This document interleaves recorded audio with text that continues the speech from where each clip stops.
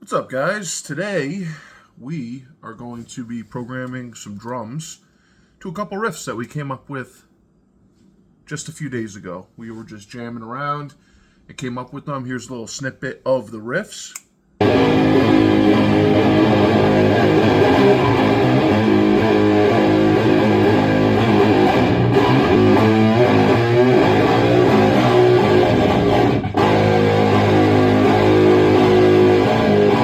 And that's what we're going to be programming drums to. Now, a lot of people program drums, their own individual way, and this is how I like to do it.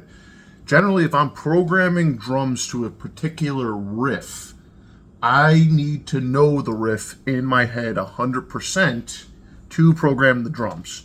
I do not like to sit with my guitar in front of the computer and program drums. I don't know why. If I'm playing guitar, I want to play guitar.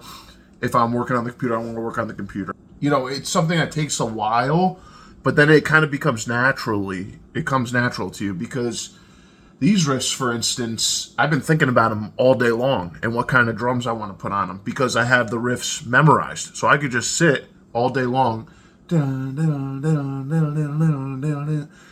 then I'm thinking what kind of drums I want. And then when I sit down from the computer, I have a mission. I have a pathway, at least. So let me show you what we're using today. We got Pro Tools, of course. That's my must-have. It's my go-to DAW. It's the best in my opinion. And I say that without having used any other major DAW. So we're using Steven Slate drums here. And this is a template that I usually start most projects on.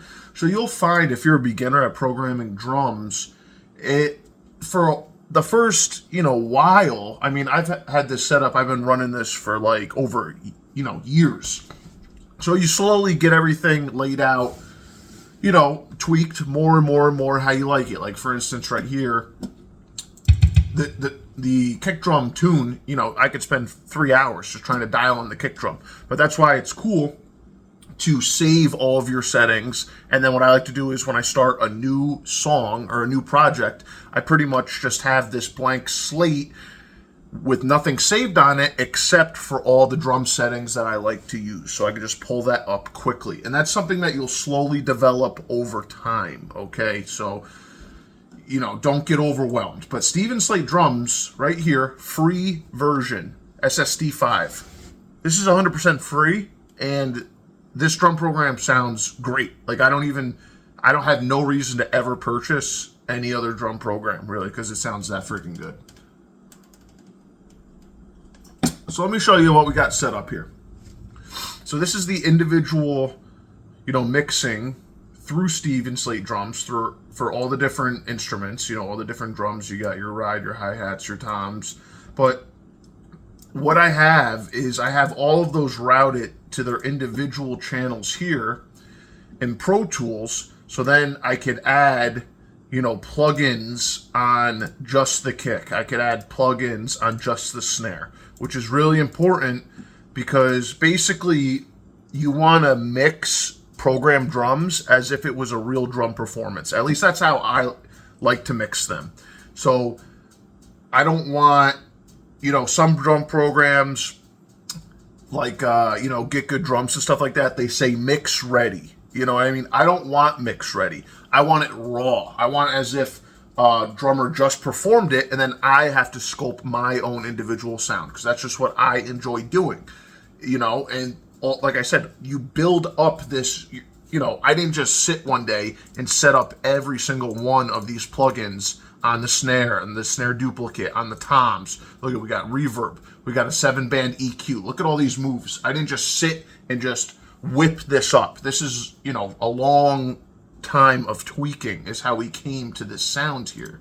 And, you'll develop your own particular program drum sound, as you go. And these are all just things that I come, upon while I'm programming the drums. I'm not having it in my head oh, I need to add this EQ. I'll be listening to the drums I program, and I'll be like, the snare sounds a little thin.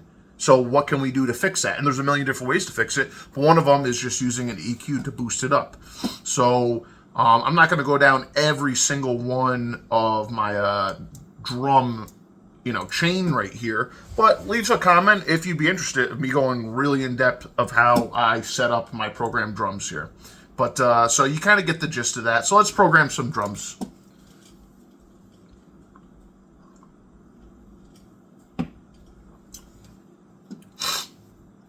So first thing, actually, we're going to get our tempo.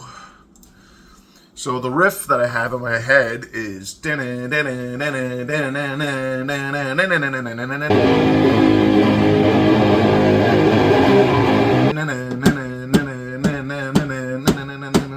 So that's about the tempo. So let's see where we're at.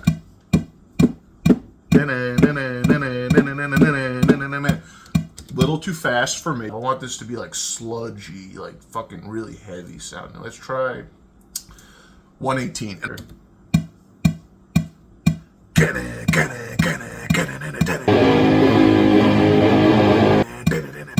That sounds good. So let's use 118. Now we're gonna start off. I always like to start nice big crash here.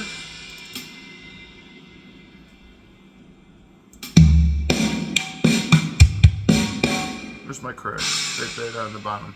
So now what kind of beat are we gonna do? And then what I like to do when I program drums, I play it with my hands because you want it to be something realistic that the drummer can play and something that flows naturally like a human's playing it. So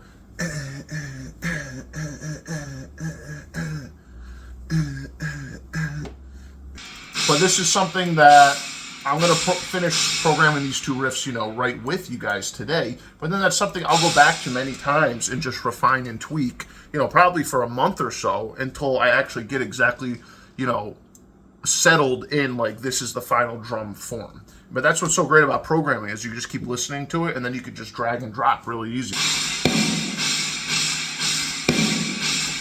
Okay, and now the kicks.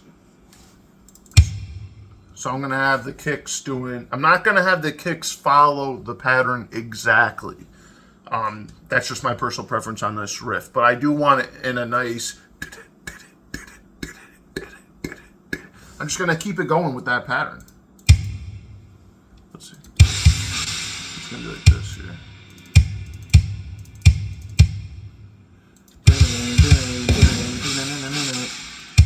Oh, that sounds fucking... great already. And then don't worry, once I finish this little section, I'll pick up the guitar and I'll play the riff on it so you can see, how we're doing. Oh, what do we do? A blast right there to finish it off. Oh, now we're getting spicy. So now with a blast beat, when you blast, you have to think, you're not going to be hitting it as hard as a one shot. So you go down here to the velocity, and we got to turn that velocity down, just on the snare. So let's see what we got right now, and then I'll pick up the guitar and I'll show you guys the riff.